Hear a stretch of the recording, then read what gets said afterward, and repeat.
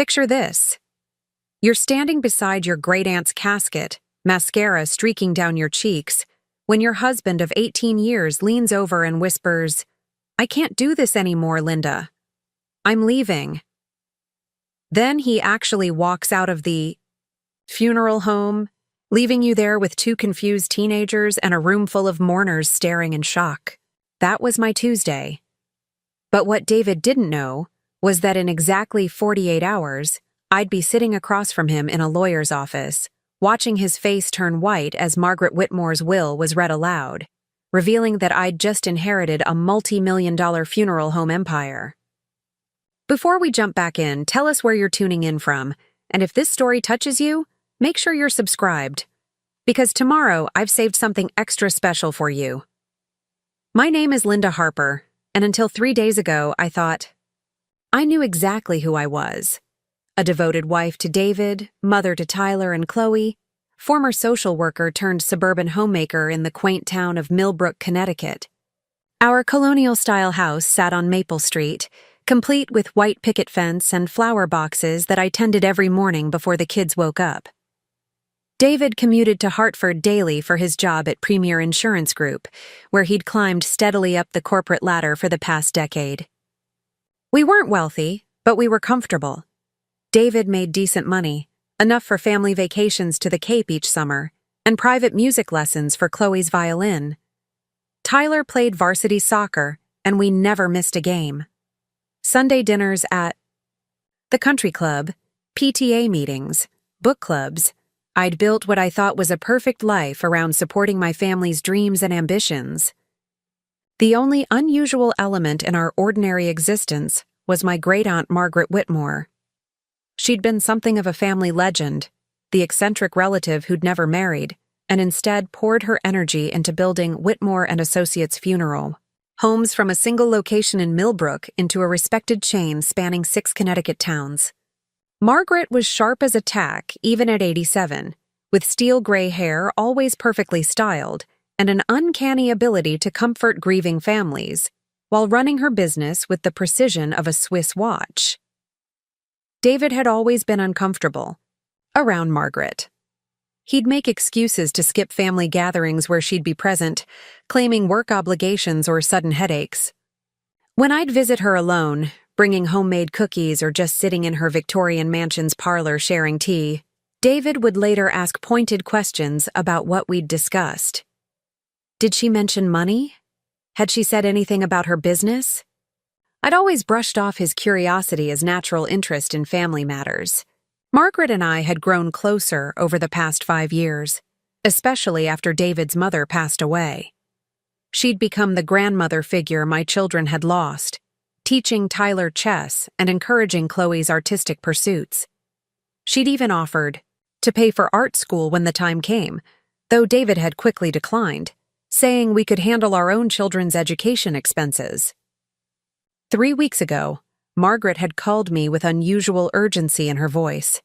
She needed to update some important paperwork and wanted me to drive over that afternoon. When I arrived at her mansion on Elm Street, she seemed more fragile than usual, though her mind remained razor-sharp. We'd spent 2 hours in her study, surrounded by decades of business documents and family photographs, while she explained various legal matters she wanted me to understand. Margaret had always been private about her wealth, but that afternoon she'd been surprisingly forthcoming. The funeral home business had been incredibly lucrative, she'd explained.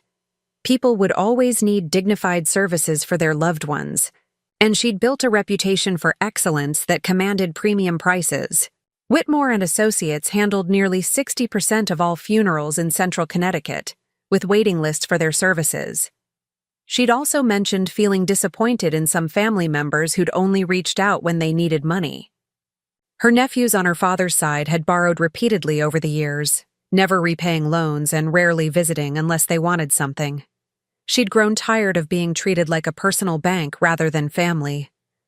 That conversation had stayed with me as David's behavior became increasingly strange over the following weeks. He'd started staying late at the office more frequently, claiming big projects and important client meetings. When I'd suggest we visit Margaret together, He'd find reasons to postpone. He'd also become oddly interested in our household finances, questioning purchases I'd made and suggesting we needed to be more careful with spending. The night before Margaret's funeral, David had been particularly distant. While I'd been ironing my black dress and helping the kids choose appropriate clothing, he'd been on his phone constantly, stepping outside for what he claimed were work calls. When Tyler asked if we could all sit together at the service, David had snapped that funerals weren't social events and we needed to pay proper respects, not treat it like family gathering time. I'd found his response strange, considering Margaret was my family, not his, and she'd always welcomed him warmly despite his obvious discomfort.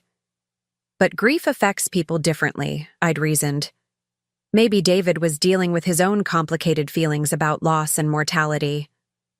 The morning of the funeral arrived gray and drizzling, typical October weather in Connecticut. Margaret's service was being held at Riverside Memorial Chapel, one of her own funeral homes, which somehow felt fitting. She'd always taken pride in the elegant interior design, the comfortable seating, and the sound system that allowed even whispered eulogies to be heard clearly throughout the chapel. Patricia Wells, who'd managed Riverside for 15 years, had personally overseen every detail of Margaret's arrangements. The casket was surrounded by magnificent flower arrangements, including a stunning display of white orchids from an anonymous sender. Classical music played softly as family and friends gathered to honor a woman who'd touched countless lives through her compassion during their darkest moments. I'd expected maybe 50 people, but the chapel filled beyond capacity. Business associates, employees from all 6 funeral homes, families Margaret had served over the decades, community leaders, and distant relatives I hadn't seen in years. She'd clearly meant more to our community than I'd fully understood. David sat beside me during the first portion of the service, but his leg bounced nervously and he kept checking his phone despite having it on silent mode. Tyler and Chloe flanked us, both handling the solemnity better than their father. When Pastor Williams invited anyone who wanted to share memories to come forward, I'd planned to speak about Margaret's kindness and wisdom. As I stood to approach the podium, David grabbed my wrist. "Do you really need to do this?" He'd whispered urgently. "Can't you just let others talk?" His grip was surprisingly tight, and something in his expression made me pause. He looked almost panicked, which made no sense. Margaret had loved me, and sharing fond memories was exactly what funeral services were for. I'd gently pulled free and walked to the front, where I'd spoken about Margaret's generous spirit, her business acumen, and the way she'd made everyone feel valued and heard. I'd mentioned how she'd taught Tyler to play chess and encouraged Chloe's art, how she'd been a constant source of wisdom and support. The audience had nodded and smiled, clearly recognizing the woman I was describing. When I'd returned to my seat, David was gone. Tyler whispered that he'd stepped outside to take a call, but 20 minutes passed without his return. Other speakers shared their memories, each painting a picture of Margaret as someone who'd lived with purpose and integrity. James Reed, her business partner, spoke movingly about her vision for treating death with dignity and beauty rather than fear. As the service concluded and we prepared to move to Oakwood Cemetery for the burial, David finally reappeared. His face was flushed, and he seemed agitated in a way that went beyond normal grief. When I'd asked where he'd been, he'd muttered something about an emergency at work that couldn't wait. The burial service was smaller, just immediate family, and closest friends gathering around Margaret's gravesite under a canopy that protected us from the light rain. Pastor Williams offered final prayers, and we each placed a white rose on the casket as it was lowered into the ground beside the plot where Margaret's parents rested. That's when it happened.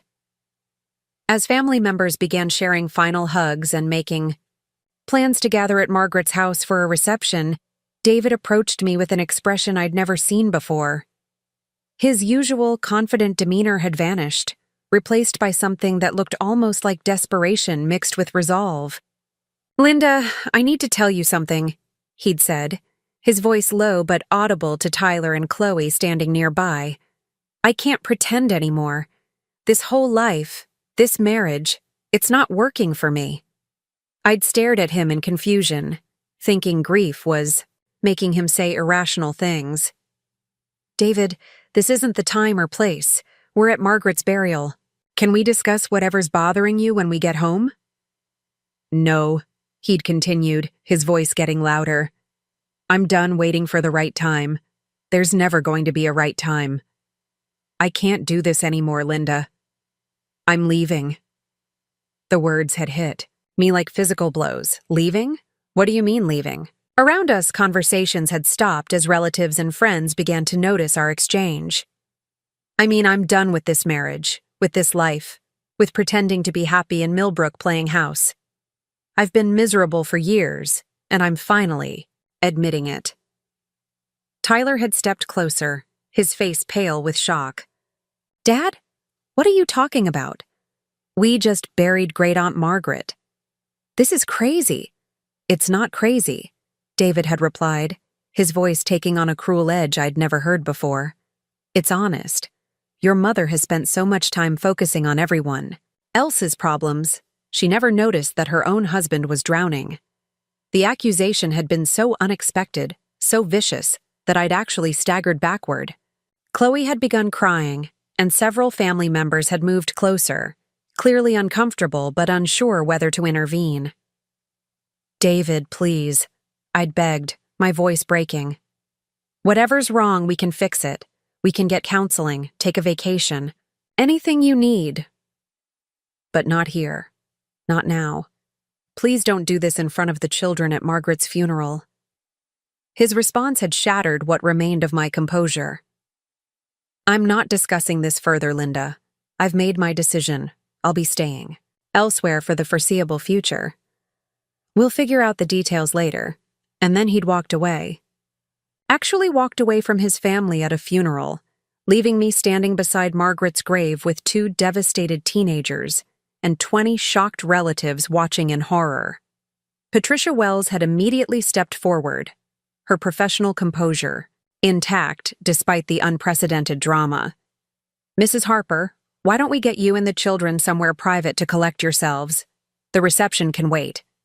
Preparing and narrating this story took us a lot of time, so if you are enjoying it, subscribe to our channel. It means a lot to us. Now back to the story. My sister Janet had driven down from Boston for the funeral and quickly took charge, gathering Tyler and Chloe while I stood frozen in disbelief. This couldn't be happening. 18 years of marriage couldn't end with a 30-second declaration at a graveside. David couldn't actually abandon his family at his wife's great-aunt's funeral, but he had. By the time we'd reached Margaret's house for what should have been a gathering to celebrate her life and share comfort with each other, David was nowhere to be found. His car was gone from the funeral home parking lot. His phone went straight to voicemail. As relatives awkwardly navigated the reception, making conversation while pretending they hadn't just witnessed my marriage implode beside a fresh grave, I'd moved through Margaret's house like a sleepwalker. The same parlor where we'd shared tea and conversation just weeks earlier now felt like a museum, preserved exactly as she'd left it, but somehow empty of her presence. Frank Morrison, Margaret's longtime attorney, had approached me near the end of the reception. Mrs. Harper, I'm terribly sorry for your loss and for what happened today. Margaret thought the world of you, you know. She mentioned you frequently in our meetings over the years. I'd thanked him numbly, still processing the surreal turn my life had taken. One moment I'd been a married woman mourning her beloved relative. The next I was apparently separated with no warning or explanation. There is one matter we'll need to discuss soon, Frank had continued gently. Margaret's will needs to be read, and there are some provisions that require immediate attention. Would you be available tomorrow afternoon? I realize the timing isn't ideal given today's events. Of course, I'd replied, though I couldn't imagine what provisions would require my immediate attention. Margaret had been generous over the years with birthday gifts and holiday presents, but I'd never expected to inherit anything significant from her estate. Frank had handed me his business card and squeezed my shoulder sympathetically. 2 o'clock. At my office, if that works. And Mrs. Harper? Margaret was very specific about who should be present for the reading. She requested that your husband attend as well. The irony wasn't lost on me.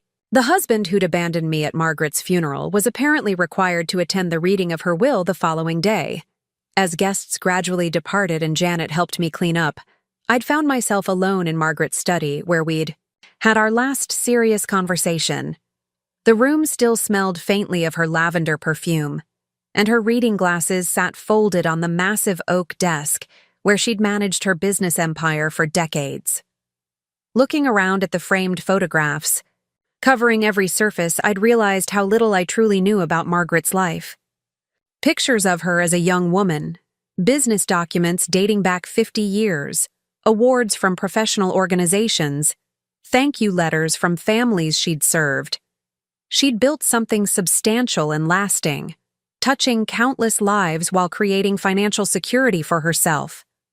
That night, as Tyler and Chloe processed their father's shocking abandonment and I tried to make sense of my suddenly uncertain future, I had no idea that Margaret's final gift to me would be the key to everything. I couldn't have imagined that.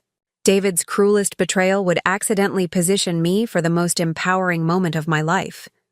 All I knew was that my comfortable, predictable existence had shattered in a single afternoon, leaving me to pick up pieces I didn't even recognize while wondering how I'd failed to see the cracks forming in my marriage. Tomorrow's meeting with Frank Morrison would change everything, though I had no way of knowing it yet. Margaret had always been full of surprises, but her last one would be the most shocking of all. The morning after Margaret's funeral dawned crisp and clear, a stark contrast to the previous day's drizzle and the storm raging in my personal life. I'd barely slept, alternating between replaying David's cruel words at the graveside and trying to understand how 18 years of marriage could disintegrate so suddenly. Tyler had knocked on my bedroom door at dawn, unable to sleep either, and we'd sat together in the kitchen making pancakes neither of us really wanted to eat. Chloe emerged later, her eyes red from crying, and the three of us had moved through our morning routine like actors in a play we'd never rehearsed. How do you explain to your children that their father abandoned them at a funeral? How do you maintain any sense of normalcy when your foundation has cracked beyond recognition? David still hadn't returned home or answered any of my calls. His silence felt almost more devastating than his initial abandonment, confirming that his decision hadn't been made in a moment of grief-induced madness. This was deliberate, planned, permanent. Around 11 that morning, while I was mechanically sorting through sympathy cards that had arrived for Margaret, my phone rang with an unfamiliar number. Mrs. Harper? This is Rachel Stevens from Premier Insurance Group. I work with your husband. David in the actuarial department. I'd never heard David mention anyone named Rachel, though his company employed hundreds of people across multiple departments. Yes? Can I help you? Well, this is somewhat awkward, but David didn't come in today and he's missed several important client meetings. His supervisor asked me to call and check if everything's all right. We heard about a family funeral yesterday. The casualness of her inquiry struck me as odd. If David's supervisor was concerned, why wouldn't he call directly? And why would they ask someone from a different department to make the call? I'm sorry, but I don't actually know where David is right now, I'd admitted, the words tasting bitter. We've had some family difficulties following yesterday's funeral. Oh, Rachel had replied, and something in her tone suggested this wasn't entirely surprising news. Well, if you hear from him, could you ask him to call the office? There are some urgent matters that need his attention. After hanging up, I'd stared at the phone with growing unease. David was meticulous about his work responsibilities. In 18 years of marriage, he'd never missed important meetings without advance notice. His career advancement had always been his top priority, sometimes to the detriment of family time. The idea that he'd simply not show up for client meetings was completely out of character, unless something had fundamentally changed about his priorities, unless his career was no longer his primary concern because he'd already made plans that didn't include Premier Insurance Group. I'd spent the next hour calling David's phone repeatedly, each attempt going straight to voicemail. His outgoing message was the same professional greeting he'd used for years, giving no hint of his current mental state or whereabouts. Where? Do you go when you abandon your family? Hotel? Friend's house? Another woman's apartment? That last thought had hit me like a physical blow. Was there someone else? Had David's sudden rejection of our life together been motivated by another relationship? The possibility hadn't occurred to me during yesterday's shock, but now it seemed glaringly obvious. Men didn't typically walk away from comfortable marriages unless they had somewhere else to go. Sitting in our kitchen surrounded by the normal artifacts of family life, school schedules on the refrigerator, Tyler's soccer cleats by the back door, Chloe's violin case on the counter. I'd tried to remember any signs I might have missed. Had there been changes in David's behavior beyond the recent work pressures? Late nights that weren't fully explained? New clothes or cologne? Secretive phone calls? The phone calls. Over the past few months, David had started taking certain calls in private, stepping outside or into his home office and closing the door. When I'd asked about them, he'd always had reasonable explanations. Work crisis, difficult client, confidential company business. I'd never questioned these responses because David had always been trustworthy, and I'd respected his professional privacy. But now those private conversations took on a different significance. How many of them had actually been work-related? How many had been personal calls to someone I'd never met? Around noon, I'd decided to drive to David's office. If he wasn't, answering his phone, maybe confronting him in person would force some kind of explanation. Tyler and Chloe had wanted to come along, desperate for answers about their father's behavior, but I'd convinced them to stay home. Whatever David's reasons for leaving, our children didn't need to witness another public confrontation. Premier. Insurance Group occupied a modern glass building in Hartford's business district, the kind of sleek corporate environment David had always thrived in. I'd visited his office numerous times over the years for company parties and family events, so the security guard recognized me and waved me through to the elevator bank. David's department was on the 7th floor, a maze of cubicles and conference rooms where serious-looking people analyzed risk factors and calculated premiums for various insurance policies. I'd always found the work somewhat dry, but David genuinely enjoyed the analytical challenges and the competitive atmosphere. His cubicle was empty, computer dark, desk unusually cluttered with unfinished paperwork. A small succulent plant I'd given him for his birthday last year sat wilted in its pot, clearly neglected for days. Post-it notes covered his monitor with reminders about client calls and project deadlines, all apparently ignored. Mrs. Harper? I'd turned to find a young woman approaching, blonde hair pulled back in a sleek ponytail, wearing a fitted business suit that probably cost more than my entire wardrobe. She was strikingly attractive in a polished, professional way that made me suddenly conscious of my own appearance, my hastily chosen black dress from yesterday's funeral, and my face still puffy from crying. I'm Rachel Stevens. We spoke on the phone this morning. Of course. Rachel from the actuarial department who'd been asked to call about David's absence. Seeing her in person, I'd felt an immediate discomfort that had nothing to do with her friendly smile or professional demeanor. Something about the way she'd approached me, the familiarity in her voice when she'd said my name, suggested she knew more about my situation than a casual work colleague should. I was hoping to find David here, I'd said carefully. Have you seen him today? Rachel had glanced around the office area before responding, as if checking who might be listening. Could we maybe talk somewhere more private? There's a conference room we could use. The suggestion had sent alarm bells ringing in my mind, but I'd followed her to a small meeting room with glass walls and a round table surrounded by ergonomic chairs. Rachel had closed the door and gestured for me to sit, her movements nervous in a way that contradicted her polished exterior. Mrs. Harper, I need to be honest with you about something, and I hope you won't be angry with me for not saying this on the phone. David asked me to call you this morning. He's not actually missing from work.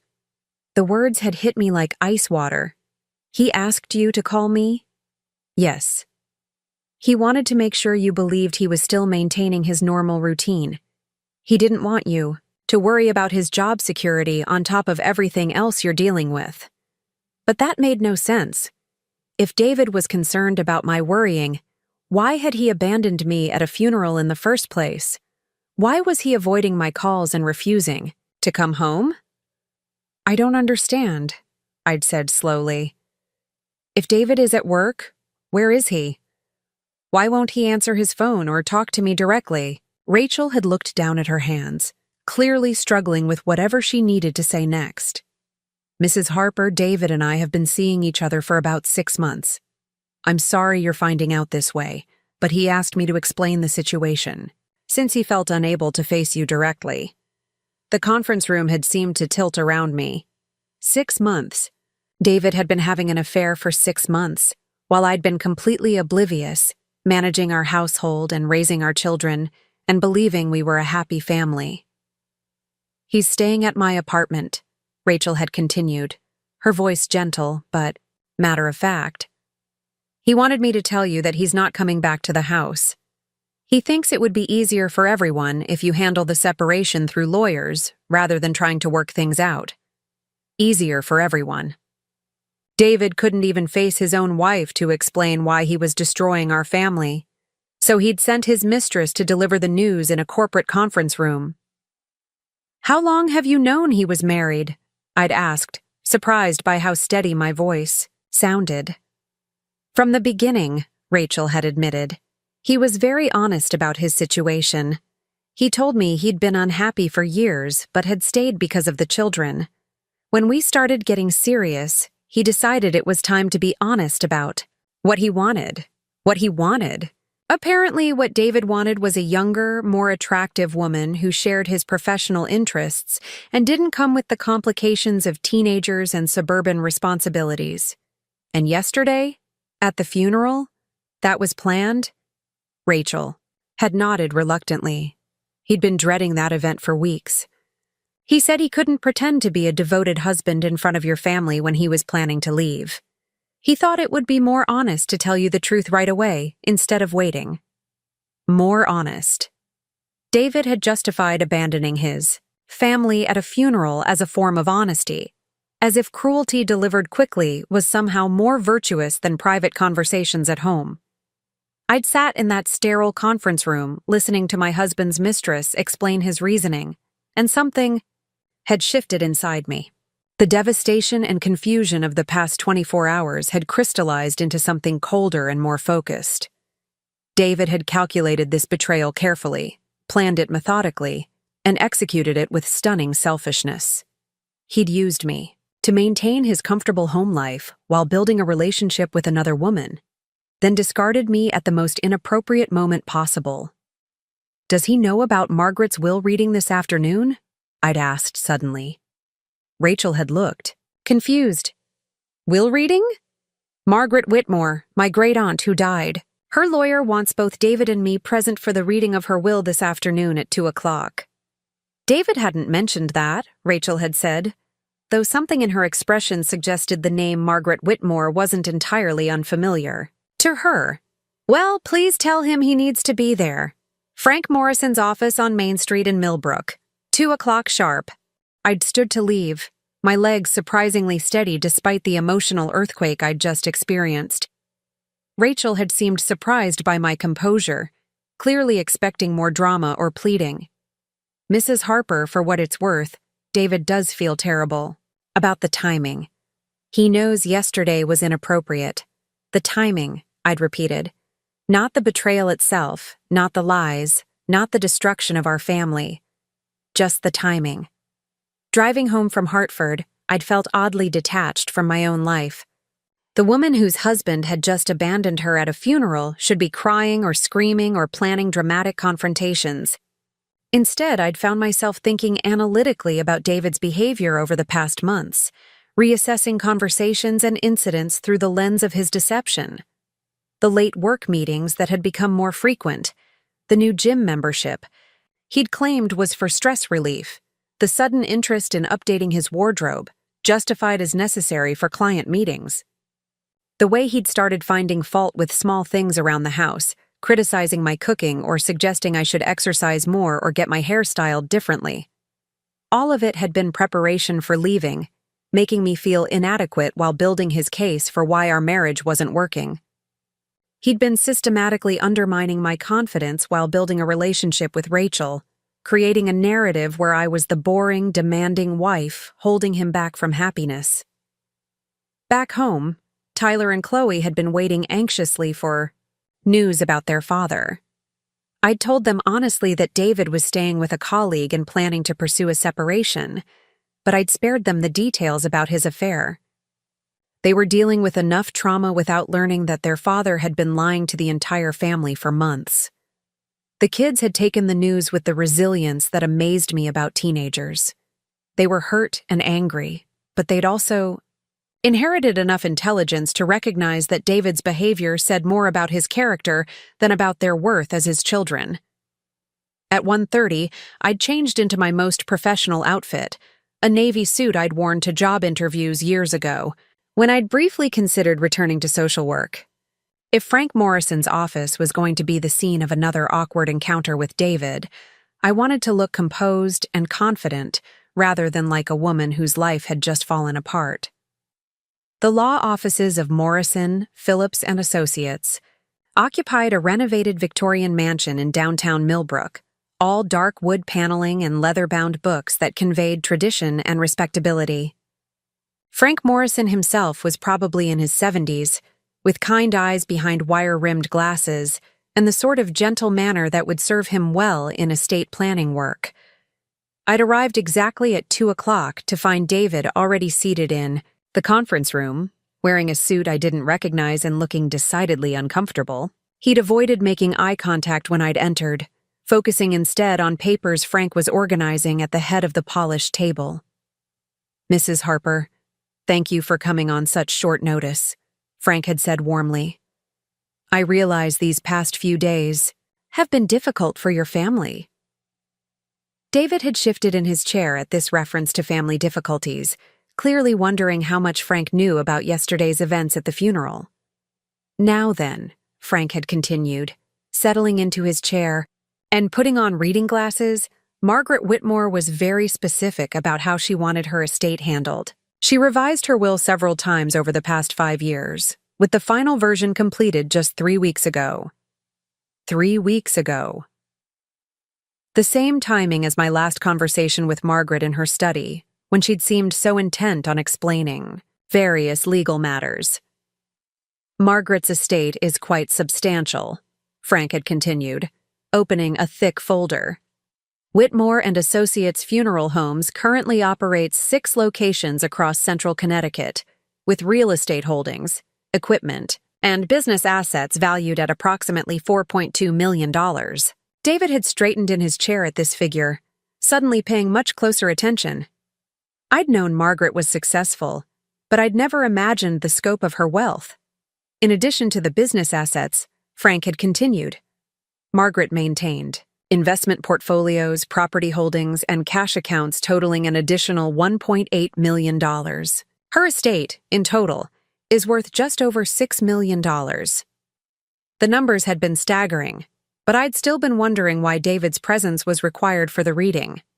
Surely Margaret had left us some sentimental keepsake or modest inheritance that required both spouses to be present for legal reasons. Frank had cleared his throat and begun reading from the official document. "To my beloved great-niece Linda Harper, who has shown me more genuine care and affection in recent years than many family members who were only interested in my money, I leave the entirety of Whitmore and Associates Funeral Homes, including all business assets, real estate, equipment, and goodwill." The words had hung in the air like something physical I could touch. The entirety of Whitmore and Associates. 6 funeral homes, $4.2 million in business assets. David's face had gone completely white, his mouth opening and closing, without sound. I'd felt similarly stunned, unable to process the magnitude of what I'd just heard. Furthermore, Frank had continued reading, "To ensure Linda has the resources to maintain and expand the business as she sees fit, I leave her the sum of $1 million in liquid assets, to be transferred immediately upon probate completion, $1 million, in addition to inheriting a multi-million-dollar business empire. The remaining assets of my estate, Frank had read, including investment portfolios and remaining cash accounts, totaling approximately $800,000, I leave to be divided equally among my great-nephews Thomas and Robert Whitmore, with the provision that these funds be used responsibly and not frittered away on poor investments or lifestyle inflation. Frank had set down the will and looked at us over his glasses. There are some additional provisions regarding business, operations, and transition assistance, but those are the primary bequests. Mrs. Harper, congratulations. You're now the sole owner of one of Connecticut's most successful funeral home operations. I'd sat in complete shock, trying to absorb the reality that Margaret had left me everything. Not some sentimental jewelry or small inheritance, but her entire life's work. 6 funeral homes, millions of dollars, financial security beyond anything I'd ever imagined. David had finally found his voice, though it came out as a strangled whisper. She left Linda everything? The whole business? Frank had nodded calmly. Margaret was very clear about her intentions. She felt Linda would be the best steward of the business she'd spent 50 years building. But what about other family members? David had pressed, his voice gaining strength as the implications sank in. Surely there are relatives with stronger claims to the business. Margaret considered all possibilities very carefully, Frank had replied, with the patient tone of someone who'd dealt with countless estate disputes.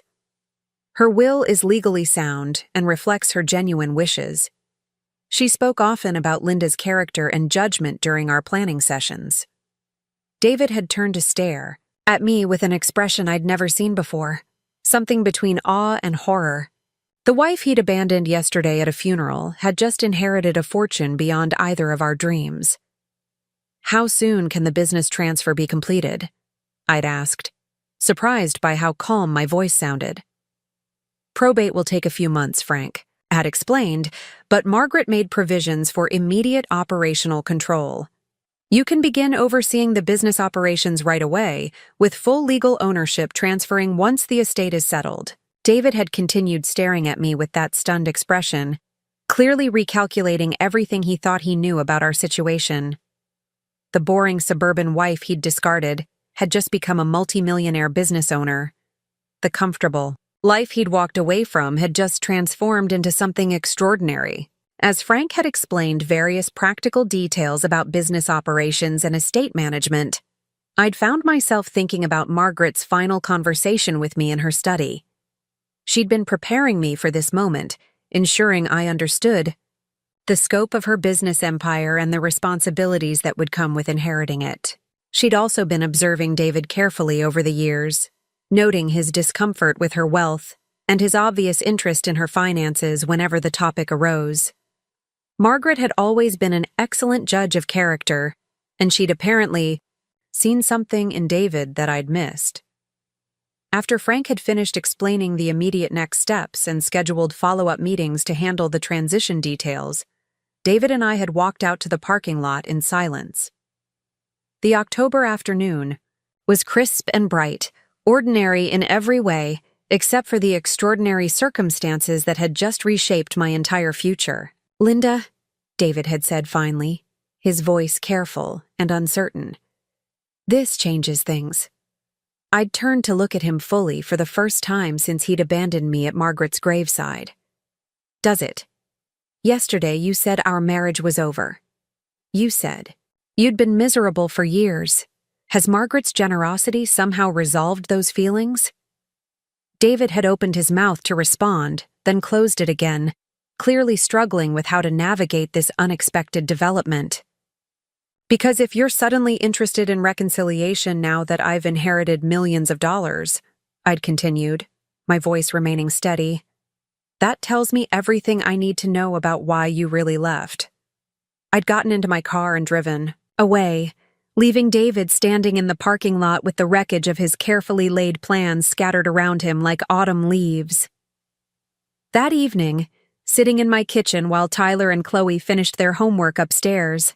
I'd found myself in the surreal position of being a newly wealthy woman whose husband had just abandoned her for another woman. The contrast was so stark, it would have been laughable if it weren't so personally devastating.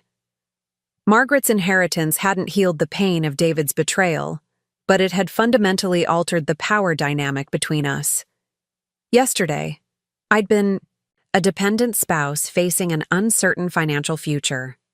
Today, I owned a multi-million-dollar business empire and had liquid assets that would ensure my children's security for life. I'd spent hours going through Margaret's business files that Frank Morrison had provided, trying to understand the scope of what I'd inherited. Whitmore and Associates wasn't just 6 funeral homes. It was a sophisticated operation with steady revenue streams, loyal client relationships, and expansion opportunities Margaret had been planning before her death. Patricia Wells had called around 8 that evening to check on me and offer assistance with the business transition. "Mrs. Harper, I hope you know that all of us at Whitmore and Associates are here to support you however you need. Margaret spoke about you often, and we're excited to work with you." The confidence in her voice had been reassuring. Margaret's employees weren't viewing this transition as a disruption, but as a continuation of her vision under someone they trusted. "Can you help me understand the day-to-day operations?" I'd asked. "I want to be involved, not just an absent owner." Patricia had sounded pleased by this response.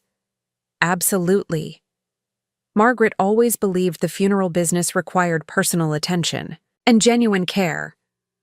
"Would you like to start by visiting each location and meeting the staff?" We'd arranged for me to begin touring the facilities the next morning, starting with Riverside Memorial Chapel where Margaret's service had been held. I'd also scheduled meetings with the accountant who managed the business finances and the marketing consultant who'd helped Margaret build her reputation across central Connecticut. David hadn't returned home that night, confirming that his decision to stay with Rachel was genuine rather than a temporary response to stress. Tyler had asked pointed questions about whether their father would be coming back, and I'd answered honestly that I didn't know his intentions. What I did know was that I needed legal representation for the inevitable divorce proceedings. David's abandonment had been cruel and public, but his sudden interest in reconciliation after learning about my inheritance revealed his true motivations clearly enough. The next morning, I'd driven to the law offices of Coleman and Associates, the family law firm that had been recommended by Frank Morrison. Sarah Coleman was a sharp-eyed woman in her 50s who specialized in high-asset divorces and had a reputation for protecting her clients' interests aggressively. After I'd explained the circumstances of David's departure and the inheritance that followed, Sarah had leaned back in her chair with a knowing expression. "Mrs. Harper, I've seen this pattern before. Men who abandon their families often experience sudden regret when financial circumstances change dramatically." "What are my options?" I'd asked. "Legally, you're in an excellent position," Sarah had explained. "Connecticut is an equitable distribution state, but assets inherited during marriage typically remain with the recipient spouse. Margaret's bequest to you personally, rather than to both spouses, protects the inheritance from division." This had been an enormous relief. David's timing in leaving before the will reading might have been cruel, but it had also been legally advantageous for protecting Margaret's legacy. However, Sarah had continued, "David will likely try to argue that he's entitled to support based on the lifestyle you can now afford. We need to document his voluntary abandonment and his current living situation with another woman." I'd provided Sarah with the details of my conversation with Rachel Stevens, including her admission that she and David had been involved for 6 months before his departure. Sarah had taken notes methodically, clearly building a case strategy. "I'm going to recommend that we have your husband's activities monitored for a few weeks," Sarah had said. "If he's living with his girlfriend while claiming he wants to reconcile, we need documentation of that hypocrisy." The idea of hiring investigators to follow David had felt strange, but Sarah's logic was sound. If David was going to challenge the divorce settlement based on my inheritance, I needed evidence of his actual motivations. From Coleman and Associates, I'd driven to Riverside Memorial Chapel for my first official visit as the owner of Whitmore and Associates. Patricia Wells had been waiting with the assistant manager and 2 other staff members, all clearly eager to meet their new boss. Walking through the facility with professional eyes rather than as a grieving family member, I'd been impressed by the attention to detail Margaret had insisted upon. Every surface was immaculate. The lighting was soft and comforting. The furniture was elegant without being ostentatious. No wonder families were willing to pay premium prices for services.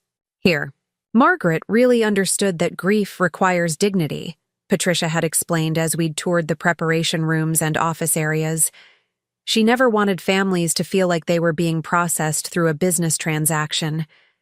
"How do you handle families who can't afford your standard rates?" I'd asked, curious about Margaret's approach to serving the broader community. Patricia had smiled at this question. Margaret always said that financial hardship doesn't diminish the importance of honoring someone's life. We have a sliding scale for families in genuine need, and we've never turned anyone away because of money. This philosophy had resonated deeply with me. My background in social work had taught me that dignity and respect shouldn't be luxuries available only to wealthy families. Over the next several days, I'd visited all 6 Whitmore and Associates locations, meeting staff and learning about each facility's role in the overall operation. Margaret had positioned each funeral home to serve different community needs, from elaborate traditional services to simple memorial ceremonies to cremation services. The staff had been universally welcoming and supportive, clearly relieved that Margaret's successor shared her values rather than viewing the business purely as a financial investment. Several employees had mentioned how worried they'd been about the future before learning that I would be taking over. Meanwhile, the private investigator Sarah Coleman had recommended began documenting David's activities. Within a week, we had photographic evidence of David and Rachel entering and leaving her apartment together, attending restaurants and events as a couple, and generally living as if they were in a committed relationship. More damaging to any potential reconciliation claims, David had apparently been introducing Rachel to his colleagues and friends as his girlfriend, making no secret of their relationship or his intentions to divorce me. The investigator had recorded several conversations where David had disparaged our marriage and expressed relief at finally being free from suburban family obligations. David's first attempt at contact had come exactly 1 week after the will reading. He'd called while I was meeting with Margaret's accountant, going over financial projections for the coming year. "Linda, we need to talk," he'd said when I'd answered the phone. "I've been thinking about everything that's happened, and I realize I made a mistake." "A mistake?" I'd repeated. "Abandoning your family at a funeral was a mistake?" I was overwhelmed by stress and grief, David had explained, his tone carefully measured. I wasn't thinking clearly. But now I realize we can work through our problems. The timing of this realization, coming exactly when he'd had a week to calculate how much money he was walking away from, hadn't been lost on me. "Where are you calling from, David?" I'd asked. "What do you mean? Are you calling from your apartment or from Rachel's apartment?" The pause before his answer had told me everything I needed to know. "Linda, my living situation right now is temporary while I figure things out. That's not what's important." "It's exactly what's important," I'd corrected him. "You left our marriage for another woman, and now you want to come back because I inherited money. That's not working through problems, David. That's opportunism." I'd ended the call and immediately contacted Sarah Coleman to report David's reconciliation attempt. As she'd predicted, his sudden change of heart had everything to do with my inheritance and nothing to do with genuine remorse. David's second attempt had been more elaborate. He'd shown up at Tyler's soccer game the following Saturday, apparently hoping to use our children's desire for family reconciliation to pressure me into giving him another chance. I'd been sitting in the bleachers watching Tyler play midfield when David had appeared beside me, wearing casual clothes and carrying coffee from the concession stand. "I brought you coffee," he'd said, offering me a cup. The way you like it, with cream and cinnamon. The gesture had been so typical of David's approach to problem-solving, offering small, thoughtful acts as if they could compensate for major betrayals. "Thank you," I'd said, accepting the coffee but maintaining distance between us on the bleacher seat. "Tyler looks good out there," David had observed, apparently trying to establish normalcy through small talk about our son's athletic performance. "He's been having a difficult time since you left," I'd replied. "Both kids have been struggling with your decision to abandon the family." "I didn't abandon anyone," David had protested. "I was honest about my feelings instead of pretending everything was fine. You left us at Margaret's funeral, David. You're living with another woman. In what universe is that not abandonment?" Other parents had been glancing in our direction, clearly picking up on the tension in our conversation despite our efforts to keep our voices low. "Linda, I know I handled things badly," David had said, his voice taking on a pleading tone I'd never heard before. "But people make mistakes. We had 18 years together. Doesn't that count for something?"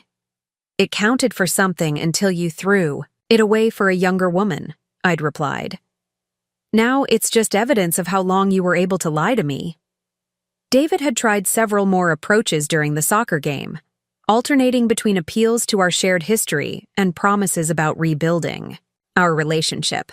Each attempt had made it clearer that his motivation was financial rather than emotional. The conversation had reached its climax when David had made the mistake of referencing my inheritance directly. "We could travel now," he'd said, his enthusiasm getting the better of his strategy. "You've always wanted to visit Europe. With Margaret's money, we could afford to take the kids on amazing vacations." Margaret's money. The phrase had crystallized everything I needed to know about David's sudden desire for reconciliation. "David," I'd said quietly, "Margaret didn't leave me money so you could take European vacations. She left it to me because she recognized something about my character that apparently you never did." "What do you mean?" "She saw that I was capable of building something meaningful rather than just consuming resources. She trusted me to honor her legacy and serve families in our community with dignity and compassion." I'd stood up from the bleacher seat, ready to move away from David's increasingly desperate appeals. "That's the difference between us, David. You see Margaret's inheritance as money to be spent on lifestyle upgrades. I see it as responsibility to continue her work and build something lasting for our children's future." David had followed me down from the bleachers, his voice becoming more urgent as he'd realized his approach wasn't working. "You can't seriously be planning to run funeral homes, Linda. You don't know anything about that business." "I'm learning," I'd replied. "And I'm discovering that I have more business instincts than either of us realized." This had been true. My meetings with Margaret's staff and advisors had revealed talents I'd never fully utilized during my years as a suburban homemaker. I understood people's emotional needs, could communicate with families during crisis situations, and had organizational skills that translated well to business management. "Come on," David had pressed. "Be realistic. You'll get tired of the responsibility within 6 months and want to sell everything anyway. Why not work things out between us first?" "Because I don't want to work things out with you," I'd said simply. "You showed me exactly who you are when you left me at Margaret's funeral. Everything you've said since then has only confirmed that judgment." Tyler had scored a goal during this conversation, and our continued discussion was preventing me from celebrating his achievement properly. I'd moved closer to the field to cheer for our son, effectively ending David's reconciliation attempt. After the game, Tyler had approached us both with obvious hope that our conversation meant reconciliation was possible. "Are you coming home, Dad?" he'd asked, his voice carefully neutral but his eyes bright with possibility. David had looked at me before answering, clearly hoping I would provide some encouragement. When I'd remained silent, he'd struggled to explain his complicated situation to his son. "I'm working through some things right now, buddy. Your mom and I need to have more conversations before any big decisions get made."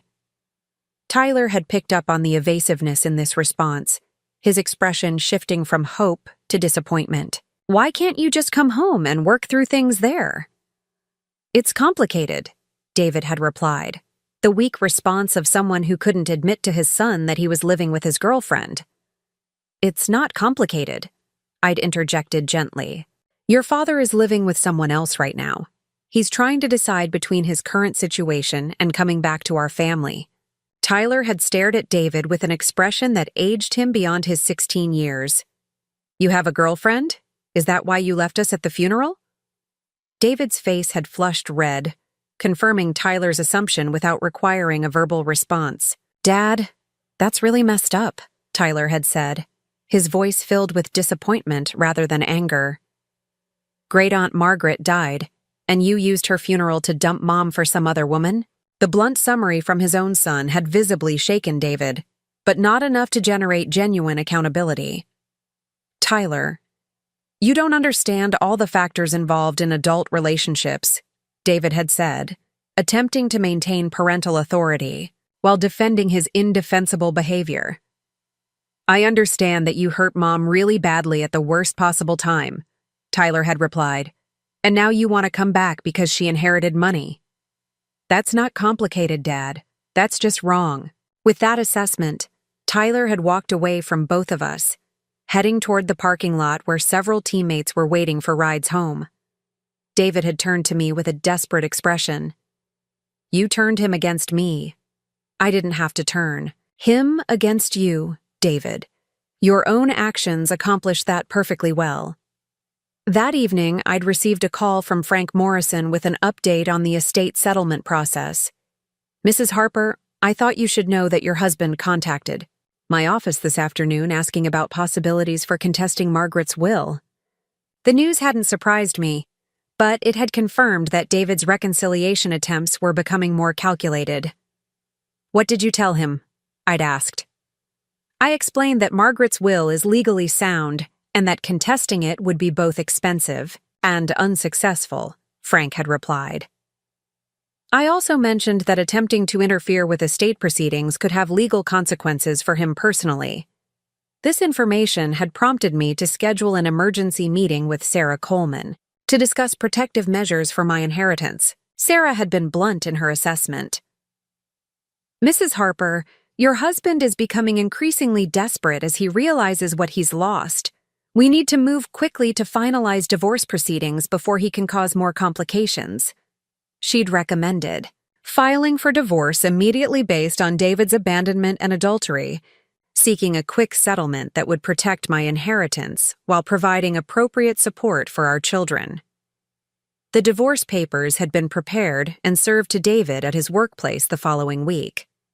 According to the process server, David had been visibly shocked to receive legal documents at Premier Insurance Group, apparently not expecting me to move so quickly toward formal proceedings.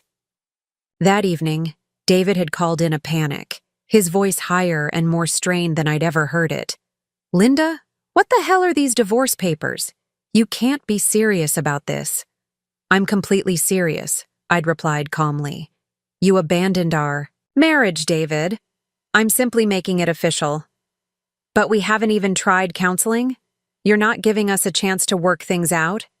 You forfeited your chance to work things out when you moved in with Rachel, I'd pointed out. Marriage counseling requires two people committed to the relationship. You're committed to someone else. The conversation had devolved into David making increasingly frantic arguments about why divorce was premature, each one revealing more clearly that his primary concern was financial rather than emotional. He'd mentioned the children's need for stability, the importance of preserving family assets, and the wisdom of not making permanent decisions during stressful times. What he hadn't mentioned was love, regret about losing our relationship, or any genuine desire to rebuild the trust he'd shattered. His arguments had all centered on practical considerations and financial implications. The next phase of my strategic response had involved consolidating my position as the new owner of Whitmore and Associates. Margaret had built an impressive business, but there were opportunities for expansion and improvement that she'd been considering before her death. I'd scheduled meetings with the key staff members at each location to discuss their ideas for enhancing services and reaching new clients. Patricia Wells had been particularly insightful about marketing opportunities we'd been missing. Mrs. Harper, we get calls regularly from families who want more personalized services than the big corporate chains offer. But they can't quite afford our premium rates, she'd explained during a meeting at Riverside Memorial Chapel. What if we created a mid-tier service package? I'd suggested. Something that maintains our quality standards but streamlines certain aspects to reduce costs. That's exactly what Margaret was discussing before she passed away, Patricia had said with excitement. She felt there was a huge market for dignified services at accessible prices. Over the following weeks, I'd worked with the staff to develop new service options that would expand our client base while maintaining the reputation for excellence Margaret had established. We'd also explored partnerships with local churches and community organizations to ensure families in financial distress could still access quality funeral services. The business side of my new life had been energizing in ways I hadn't expected. After years of managing household schedules and supporting other people's careers, I'd discovered genuine enthusiasm for building something meaningful myself. Meanwhile, David's behavior had become increasingly erratic as the reality of his situation fully sank in. The private investigator Sarah Coleman had hired continued documenting his activities, revealing a pattern of desperation that would serve us well in divorce proceedings. David had apparently been researching Connecticut divorce law extensively, looking for loopholes that might entitle him to a portion of my inheritance. He'd consulted with multiple attorneys, each of whom had presumably explained that inherited assets typically remained with the recipient spouse. More damaging to his credibility, David had also been discussing his situation openly with colleagues at Premier Insurance Group, many of whom had expressed shock at his decision to leave his family during a funeral. The investigator had recorded several conversations where David had tried to justify his actions while clearly struggling with the consequences. His relationship with Rachel had also begun showing strain under the pressure of his financial concerns. According to surveillance reports, they'd had several heated arguments in public places, with Rachel apparently growing tired of David's obsession with my inheritance and his constant speculation about reconciliation possibilities. 3 weeks after the divorce papers had been served, David had made his most desperate attempt yet to regain control of the situation. He'd shown up at our house on a Saturday morning while Tyler and Chloe were at their respective activities, apparently hoping to have a private conversation without the children present. I'd been reviewing business plans for a new cremation facility when the doorbell had rung. Opening the door to find David standing on our front porch with flowers and a bottle of wine had felt surreal, like encountering a ghost from my previous life. "Linda, please let me come in so we can talk properly," he'd said, his tone carefully modulated to project sincerity and regret. "We can talk on the porch," I'd replied, stepping outside but leaving the door open behind me. David had clearly prepared for this conversation, beginning with what sounded like a rehearsed apology that touched on all the points a marriage counselor might have suggested. "I know I hurt you terribly, and I take full responsibility for that. I was going through a midlife crisis and made terrible decisions that I regret deeply." The phrase midlife crisis had struck me as particularly calculated, suggesting temporary insanity rather than deliberate betrayal. "I've ended things completely with Rachel," David had continued. "I realized that what we had was just escapism from problems I should have addressed within our marriage." This claim had contradicted the surveillance reports Sarah's investigator had provided just days earlier, showing David and Rachel together at a restaurant in Hartford. "David," I'd said quietly, "you were with Rachel at Piccolo Mondo on Thursday night. You're still living at her apartment. Why are you lying to me about ending the relationship?" His face had flushed, caught in a deception he'd apparently thought I wouldn't discover. "We're working through the transition," he'd said, stumbling over his words. "It's complicated to end a relationship cleanly while trying to rebuild our marriage. You can't rebuild our marriage while living with another woman," I'd pointed out. "That's not rebuilding anything. That's trying to keep both options available until you decide which is more advantageous. David had abandoned his prepared speech and shifted to direct pleading, his voice taking on an edge of desperation I'd never heard before. Linda, you have to understand the pressure I'm under. My career is suffering because people know about our separation. My colleagues are treating me differently. I made a mistake, but I'm trying to fix it. Your career is suffering because you abandoned your family at a funeral, not because of our separation, I'd corrected. People are treating you differently because your behavior was shocking and inappropriate. But we can get past that if we work together, David had insisted. People forgive and forget if couples reconcile successfully. This had revealed another layer of David's motivation, his concern about professional reputation and social standing within our community. Are you asking me to take you back to help rehabilitate your image? I'd asked directly.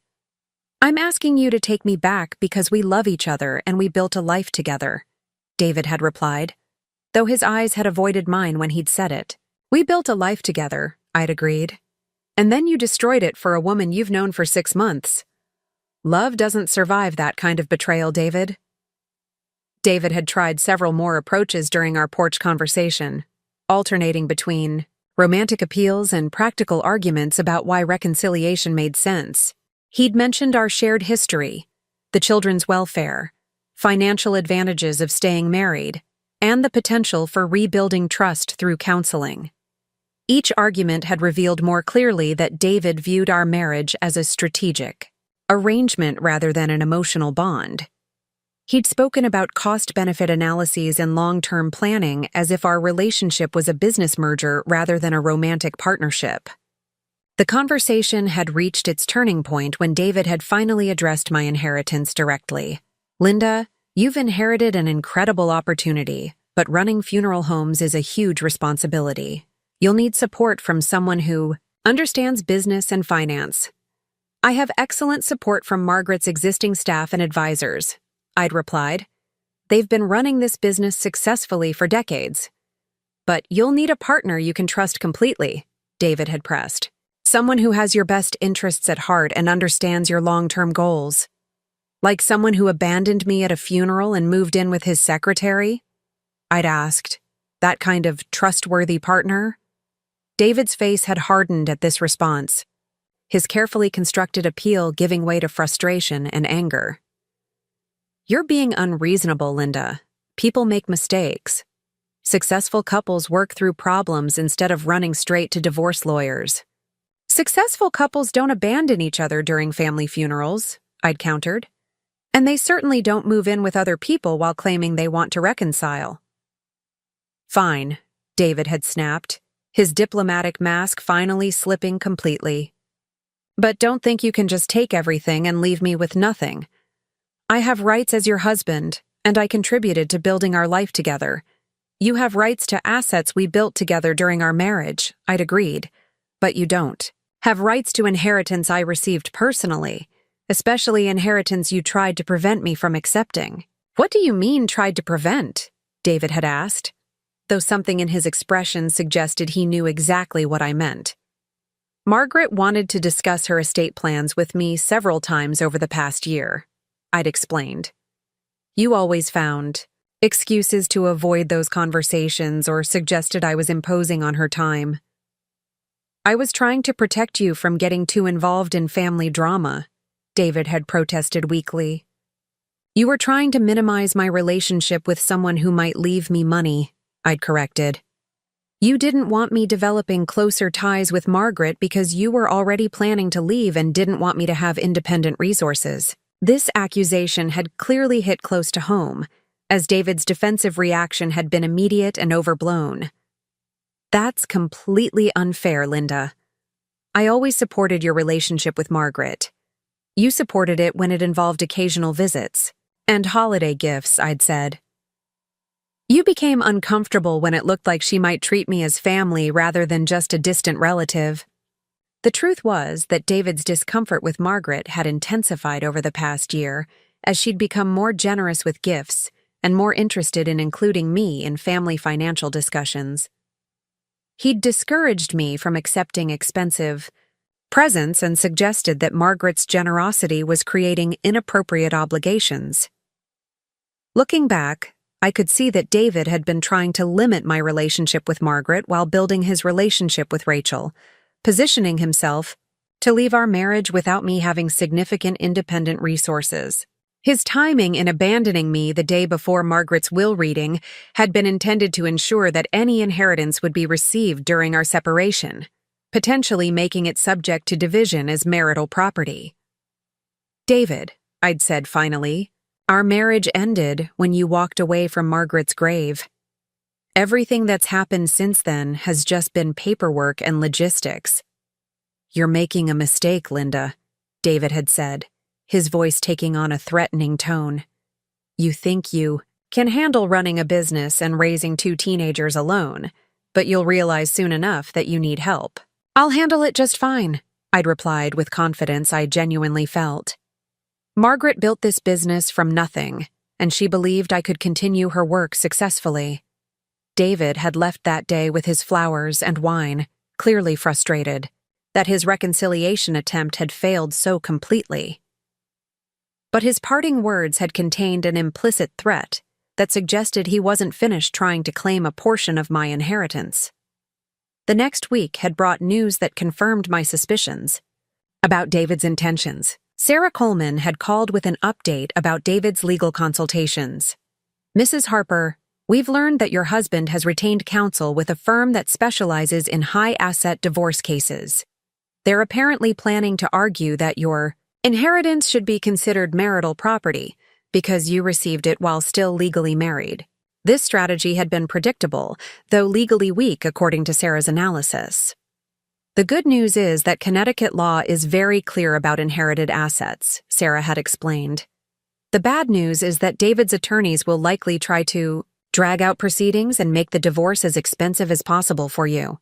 We'd discussed counter-strategy options, including documenting David's abandonment, his ongoing relationship with Rachel, and his attempts to discourage my relationship with Margaret prior to her death.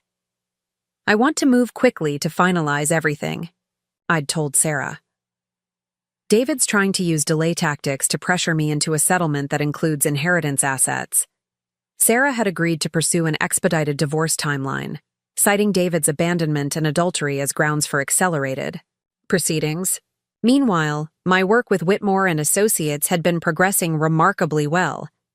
The new mid-tier service package had attracted several families who'd previously felt priced out of our offerings, and word was spreading through the community about our commitment to serving everyone regardless of financial circumstances.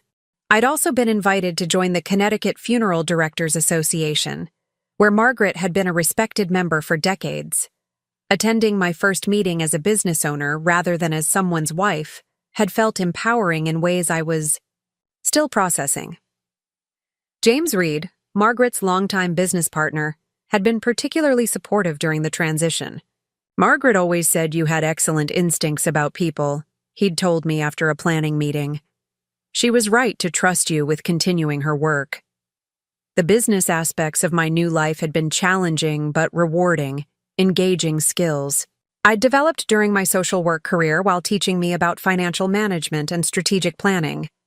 More importantly, I'd discovered genuine passion for the work itself.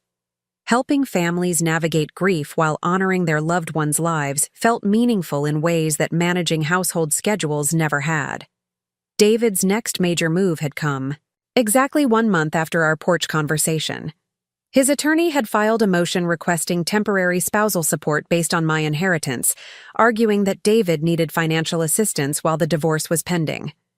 The motion had included detailed calculations about my new income potential and suggestions that David deserved support commensurate with the lifestyle my inheritance could provide. Sarah Coleman had been dismissive of these arguments when we'd met to discuss our response. "This is a fishing expedition, Mrs. Harper. They're hoping you'll agree to a settlement rather than fight a public battle over money." Instead, we'd filed our own motion requesting expedited divorce proceedings based on David's abandonment and adultery, including photographic evidence of his ongoing relationship with Rachel.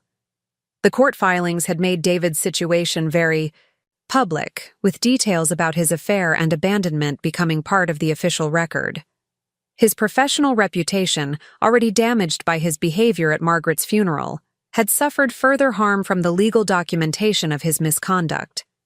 According to my investigators' reports, David's colleagues at Premier Insurance Group had been discussing the court filings extensively, with many expressing shock at the extent of his deception and poor judgment.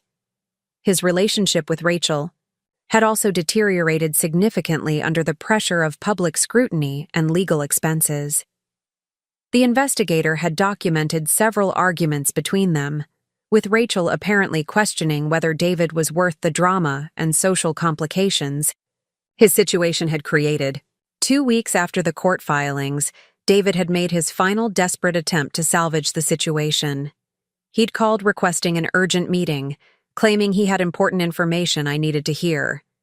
We'd agreed to meet at a neutral location, a coffee shop in downtown Millbrook, where our conversation would be public but private enough for serious discussion. David had arrived looking haggard and defeated, his usually polished appearance replaced by wrinkled clothes and an obvious lack of sleep. "Linda, I need you to know that I never meant for things to get this complicated." He'd begun, his voice subdued and uncertain. "Things aren't complicated, David," I'd replied.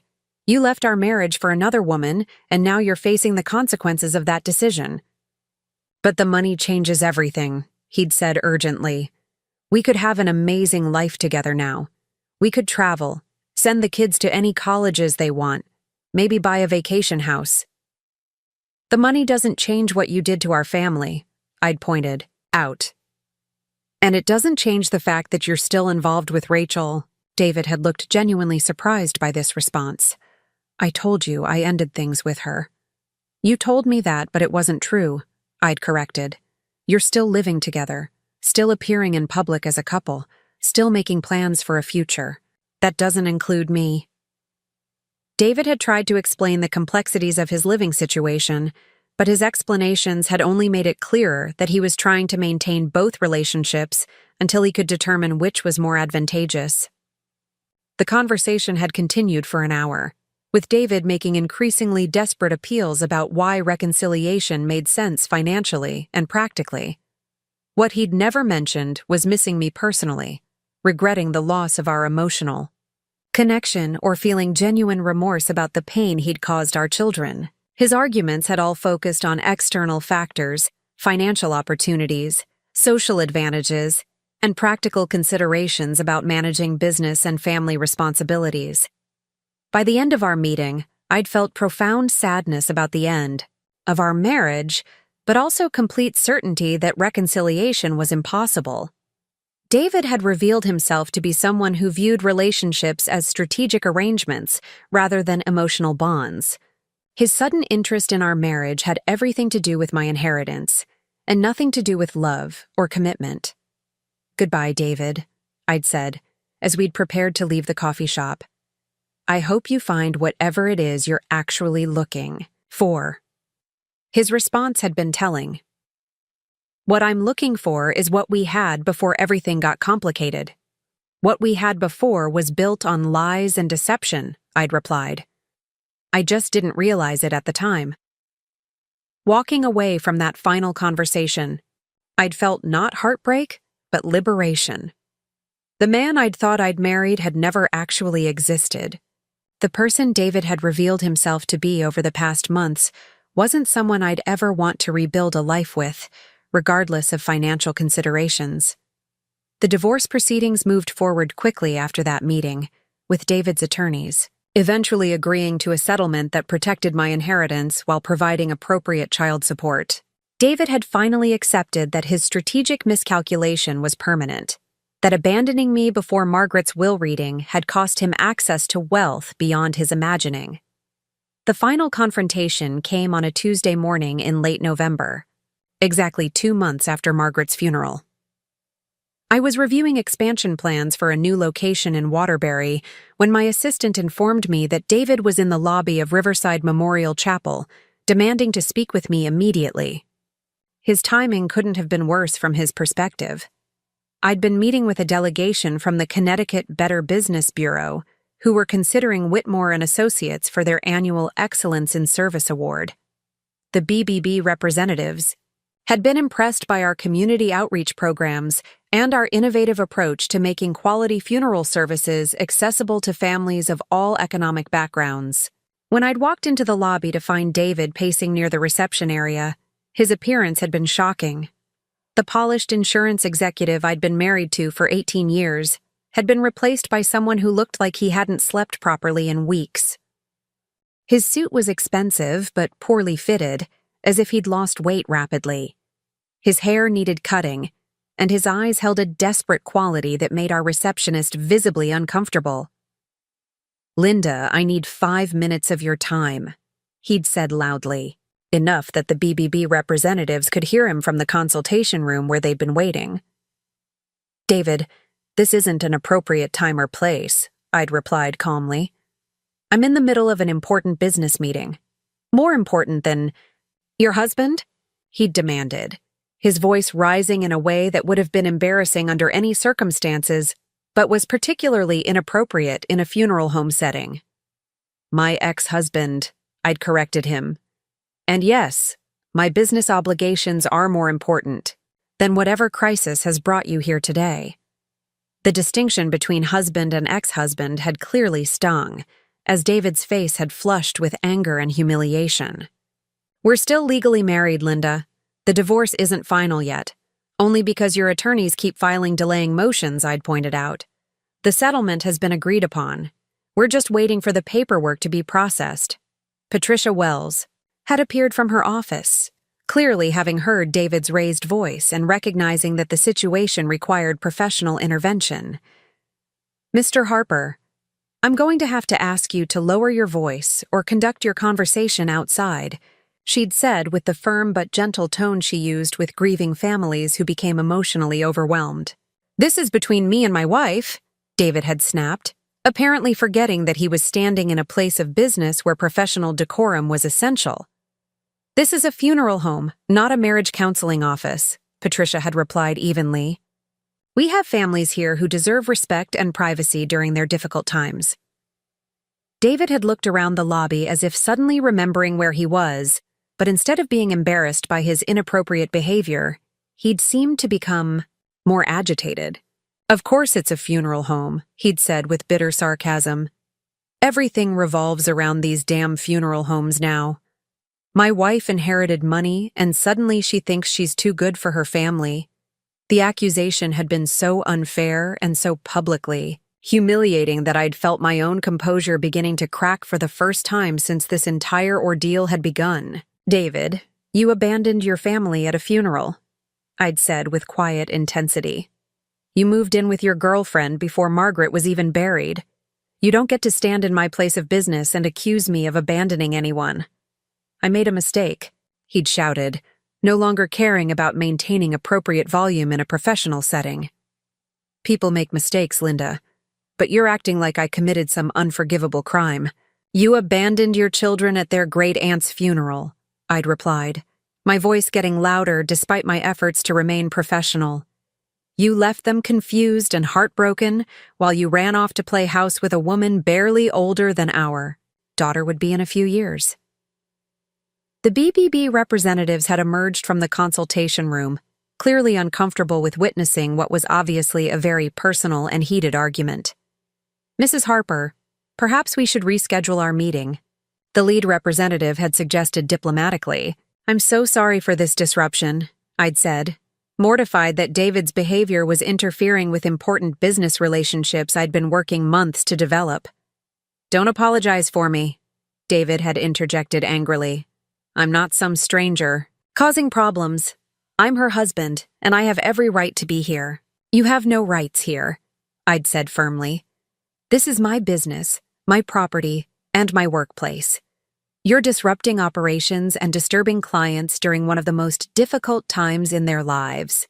"Your business," David had repeated mockingly. 6 months ago, you were a suburban housewife who hadn't worked in 15 years.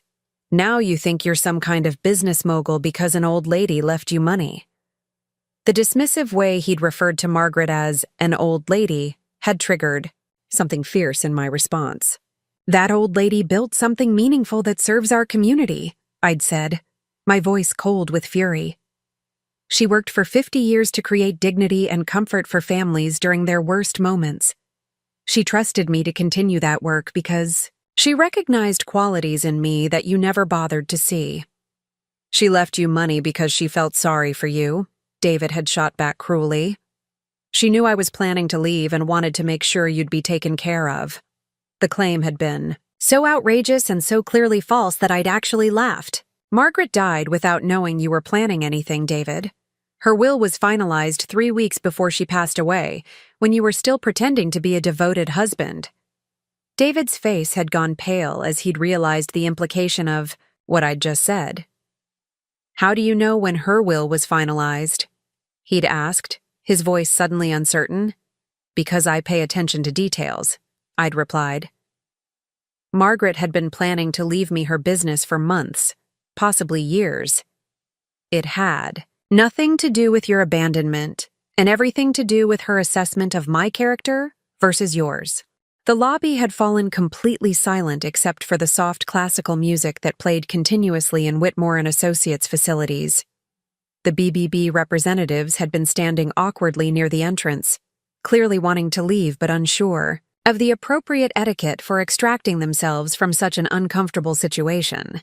Patricia had taken charge of the immediate crisis, approaching the business visitors with professional smoothness. Gentlemen, why don't I show you our new consultation suites while Mrs. Harper handles this family matter? We can continue your tour and reschedule the formal presentation for later this week.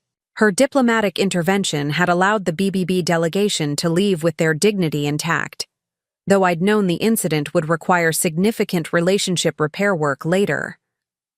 Once the lobby had cleared of outside witnesses, David had seemed to deflate slightly, his anger giving way to something that looked more like desperation. Linda, you have to understand the position I'm in, he'd said, his voice becoming pleading rather than hostile. My career is destroyed. People in Hartford know about our situation, and they're treating me like I'm some kind of pariah. Your career problems are the natural consequence of your behavior, I'd pointed out. When you abandon your family at a funeral, people notice. When you move in with your secretary, your professional reputation suffers. But it doesn't have to be permanent, David had argued. If we reconciled, people would respect that we worked through our problems. My reputation could recover. This had been the heart of David's desperation, I'd realized. His professional standing in Hartford's insurance community had been severely damaged by the public nature of his abandonment and affair. Reconciling with me wouldn't just give him access to my inheritance, it would rehabilitate his image as someone who'd made mistakes, but ultimately done the right thing. Your reputation can't recover because what you did was genuinely shocking, David, I'd said. Abandoning your family at a funeral isn't a minor marital spat that can be forgiven and forgotten. David had tried several more approaches during our lobby confrontation, alternating between appeals to our shared history and threats about making the divorce proceedings more difficult and expensive. You think you can just write me out of your life like I never mattered, he'd said at one point. But we have 18 years together, Linda. We have children together. You can't erase all of that. I'm not trying to erase our history, I'd replied. I'm accepting that our history ended when you walked away from Margaret's grave. The conversation had taken an even more disturbing turn when David had begun making veiled threats about my ability to manage the funeral home business successfully. You don't know what you're getting into with these businesses, Linda. The funeral industry is more complicated than you realize. There are regulations, professional relationships, community politics. You'll need help from someone who understands how to navigate those waters. I have excellent advisors and experienced staff, I'd said. Margaret built a successful operation with the same resources I have now. Margaret spent 50 years learning that business, David had pressed. You think? You can just step in and run everything perfectly from day one? There had been something ominous in his tone that had made me wonder whether David was planning to interfere with my business operations somehow. "Are you threatening to sabotage my work, David?" I'd asked directly. "I'm just pointing out realities. You might not have considered," he'd replied with false innocence. "The funeral business depends on community trust and professional relationships. If people start questioning your judgment or stability, it could affect your success." The implication had been clear. David was considering ways to damage my professional reputation if I didn't agree to reconciliation on his terms. "David, if you interfere with my business in any way, I'll pursue legal action that will make our current divorce proceedings look friendly," I'd warned him. "I'm not interfering with anything," he'd protested. "I'm just concerned about your welfare and the children's future security." Tyler and Chloe's future security improved dramatically when I inherited assets that will provide for their education and long-term needs, I'd pointed out. Their security decreased when their father abandoned them at a funeral. The mention of our children had seemed to trigger genuine emotion in David for the first time during our confrontation. "I miss them," he'd said, his voice suddenly quiet and vulnerable. "Tyler won't return my calls, and Chloe only talks to me when I force the issue. They hate me, Linda." "They don't hate you," I'd replied honestly. "They're disappointed in you, and they're confused about why you left. But they're also resilient, and they'll find ways to maintain a relationship with you if you stop trying to manipulate everyone around you." "How am I manipulating anyone?" David had asked, seeming genuinely puzzled by the accusation. "You're using their desire for family stability as leverage to pressure me into reconciliation," I'd explained. "You're making them feel responsible for your happiness while refusing to take accountability for the choices that created this situation." David had attempted to argue that his desire to reconcile was motivated by love for our family rather than self-interest, but his arguments had been undermined by months of evidence to the contrary. "If you loved our family, you wouldn't have abandoned us at Margaret's funeral," I'd said simply. "If you loved me, you wouldn't have moved in with another woman. If you loved our children, you wouldn't be putting them through this extended drama, while you try to decide which life arrangement is more advantageous." The conversation had been interrupted by the arrival of a grieving family who needed to discuss arrangements for their father's services. Patricia had appeared immediately to escort them to a private consultation room, but their presence had been a stark reminder that David's emotional crisis was being played out in a place dedicated to helping others navigate loss and grief. "I need to get back to work," I'd told David firmly. "Families are depending on me to help them through the worst days of their lives. I can't spend any more time on this conversation." "So that's it?" David had asked, his voice carrying a mixture of disbelief and desperation. "You're just going to dismiss me like I'm some annoying interruption?" "You are an annoying interruption," I'd replied bluntly. "You abandoned our marriage, moved in with your girlfriend, and now you're harassing me at my workplace because you've realized what you gave up." David had made one final appeal, his voice breaking with what sounded like genuine emotion. "Linda, please. I know I screwed up terribly. I know I hurt you and the kids in ways that might be unforgivable. But we had something real for 18 years. Doesn't that deserve one more chance?" "What we had for 18 years was real for me," I'd said quietly. "But it apparently wasn't real for you, or you wouldn't have been able to throw it away so easily." "I didn't throw it away easily," David had protested. "This whole thing has been agony for me." "Then you should have thought about that before you started sleeping with your secretary," I'd replied. "You should have considered the consequences before you abandoned your family at a funeral." David had stood in the lobby for several more minutes, after our conversation had ended, apparently hoping I would change my mind or soften my position. When it had become clear that I wasn't going to continue the discussion, he'd finally left, but not before making one last desperate statement. "You'll regret this, Linda. When you realize how hard it is to manage everything alone, you'll wish you'd been more willing to work things out." The threat had been hollow, coming from someone who clearly had no leverage left in our relationship. After David had gone, I'd spent an hour apologizing to staff members who'd witnessed the confrontation and reassuring them that family drama wouldn't become a regular disruption to our professional environment. Patricia had been particularly supportive, sharing that several employees had been concerned about how my personal situation might affect the business.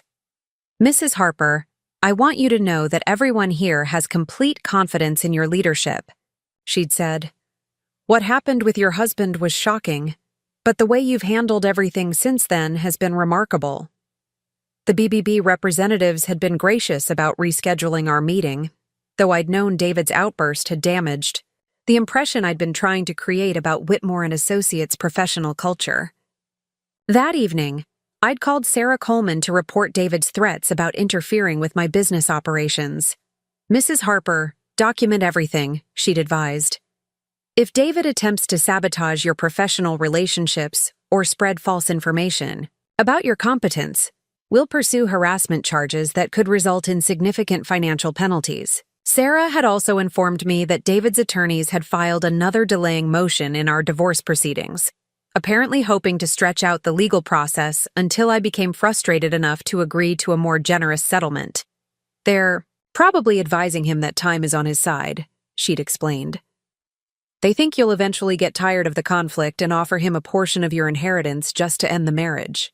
Instead, we'd filed a motion requesting sanctions against David's legal team for pursuing frivolous delays, citing his public harassment at my workplace as evidence that he was using the legal system to continue emotional abuse. The following week had brought news that confirmed David's situation was becoming increasingly desperate. His relationship with Rachel had finally ended, apparently because she'd grown tired of the drama and legal complications surrounding his divorce.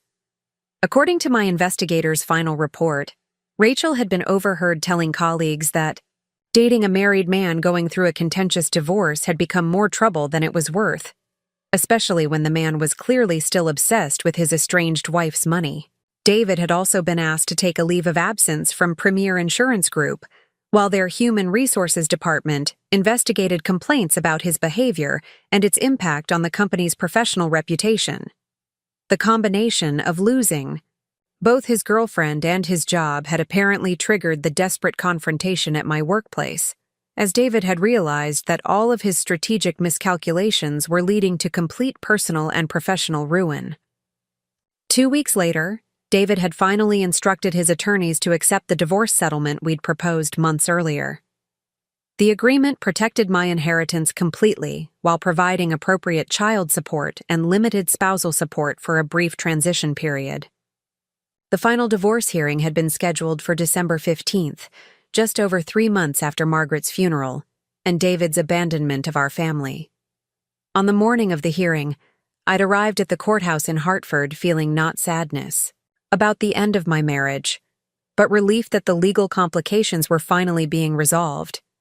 David had appeared with his attorney, looking resigned and defeated rather than combative. The months of legal maneuvering and failed reconciliation attempts had apparently exhausted his energy for fighting. The judge had reviewed our settlement agreement and confirmed that both parties were entering into the divorce voluntarily, with full understanding of their rights and obligations. When asked if there was any possibility of reconciliation, I answered clearly and firmly that the marriage was irretrievably broken and that I had no interest in counseling or mediation. David had been given the same opportunity to speak, and his response had been telling. "Your Honor, I made mistakes that I regret deeply, but I understand that my wife has decided to move forward with her life, and I respect her decision." Even in that final moment, David had been unable to take full accountability for his actions, describing his abandonment and affair as mistakes rather than deliberate choices that had destroyed our family. The judge had granted our divorce decree, officially ending 18 years of marriage and giving me complete legal control over my inheritance and business operations. Walking out of the courthouse, I'd felt a profound sense of closure and liberation. The woman who'd been abandoned at her great-aunt's funeral 3 months earlier had emerged as a successful business owner with the financial security to provide for her children's futures and the emotional strength to build a new life on her own terms. David had lingered in the courthouse parking lot, apparently hoping for one final conversation, but I'd walked past him to my car without acknowledgement.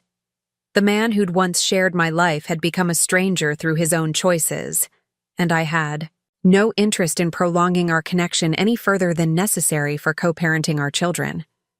6 months after the divorce was finalized, I stood in the chapel of our newest Whitmore & Associates location in Waterbury, watching families gather to honor the life of Eleanor Martinez, a beloved elementary school teacher who'd touched countless lives during her 40-year career.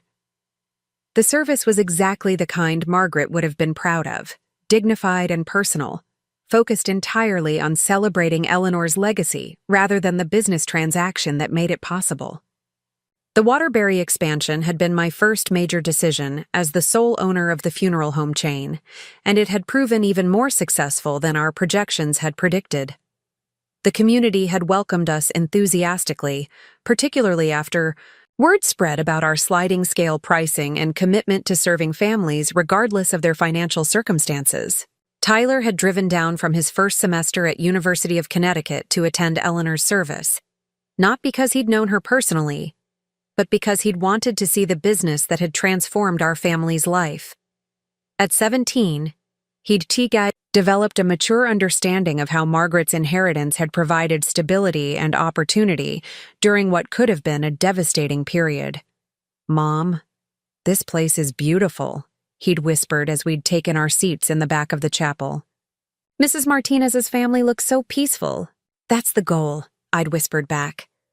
Margaret always said that funeral services should provide comfort and closure, not additional stress. Chloe had chosen to stay home to work on a college application essay, but she'd been equally supportive of my business endeavors.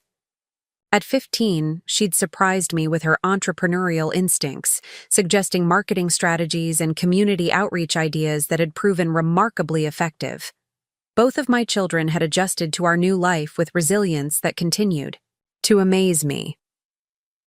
The initial trauma of David's abandonment had gradually been replaced by pride in our family's ability to thrive independently and contribute meaningfully to our community. David's relationship with Tyler and Chloe had stabilized into something functional, if not particularly close. He'd moved to Boston for a new job opportunity, claiming he needed a fresh start away from the social complications his behavior had created in Connecticut. The distance had actually improved his interactions with the children, as his visits required planning and intentionality rather than the casual drop-ins that had been awkward for everyone. He'd also stopped making any references to my inheritance or business success, apparently having accepted that his financial future would be built independently of the wealth he'd walked away from. His child support payments arrived promptly each month, and he'd been appropriately supportive of Tyler's college plans and Chloe's artistic pursuits. The transformation in my own daily life had been remarkable. Instead of managing household schedules and supporting other people's ambitions, I'd discovered genuine passion for building something meaningful that served families during their most difficult moments. The work wasn't always easy. Dealing with grief and loss on a daily basis required emotional resilience and professional boundaries I'd had to develop over time. But the satisfaction of helping families create dignified farewells for their loved ones felt deeply purposeful in ways that suburban homemaking never had. My relationship with Margaret's memory had evolved as well. Initially, I'd felt overwhelmed by the responsibility of continuing her legacy and maintaining the standards she'd established over 5 decades. But as I'd grown more confident in my business judgment and developed my own vision for expansion and innovation, I'd begun to understand that Margaret had chosen me not to be her replica, but to be her successor. The monthly staff meetings had become opportunities for collaborative planning rather than reports to an absent owner. Patricia Wells and the other senior managers had embraced my leadership style, which emphasized team input and community responsiveness over rigid adherence to traditional protocols. We'd implemented several new services during my first year as owner, including grief counseling support groups, memorial planning assistance for families dealing with terminal diagnoses, and partnership programs with local hospice organizations. Each innovation had strengthened our reputation as a funeral home chain that genuinely cared about serving families rather than maximizing profits. The financial success had been equally gratifying. Margaret's business model had been sound, but there had been room for growth and efficiency improvements that increased both revenue and community impact. The expansion into Waterbury had been followed by preliminary discussions about locations in New Haven and Stamford, though I'd been careful not to grow too rapidly. My personal life had also begun flourishing in unexpected ways. The confidence I'd gained from successfully managing a complex business had spilled over into social situations and community involvement. I'd joined the Millbrook Chamber of Commerce, volunteered with local charity organizations, and reconnected with friends who'd been gradually excluded from my life during the final years of my marriage. Romance hadn't been a priority during my first year of independence, but I'd begun accepting invitations to social events and developing friendships with people who appreciated my intelligence and accomplishments rather than viewing me as an appendage to someone else's career. James Reed, Margaret's former business partner, had been particularly supportive during my transition to ownership. At 68, he'd been considering retirement when Margaret died, but my energy and vision for expanding community services had convinced him to delay those plans. "Linda, you've brought something special to this business," he'd told me during a recent planning meeting. "Margaret built something wonderful, but you're taking it to the next level." The comment had meant more to me than he'd probably realized. For 18 years, I'd received praise primarily for supporting other people's achievements. Being recognized for my own accomplishments and leadership abilities had been profoundly validating. The most unexpected aspect of my new life had been discovering entrepreneurial instincts I'd never known I possessed. The social work background that had seemed irrelevant to business management had actually provided excellent preparation for understanding client needs and building trust-based relationships. My legal training from decades earlier had also proven valuable in navigating regulatory requirements and contract negotiations. Skills I'd developed but never fully utilized were finally finding appropriate application in meaningful work. The annual Connecticut Funeral Directors Association conference had been a milestone event for me personally. Attending as a business owner rather than as someone's spouse had felt like stepping into an identity I'd never known I wanted. Other funeral home owners, many of whom had known and respected Margaret for decades, had welcomed me warmly and treated me as a legitimate colleague rather than a temporary placeholder. Several had expressed interest in collaborative ventures and professional partnerships. Dr. Susan Chen, who owned a family funeral business in Hartford, had become both a professional mentor and personal friend. "Linda, what you've accomplished in such a short time is remarkable," she'd said during the conference. Margaret chose her successor wisely.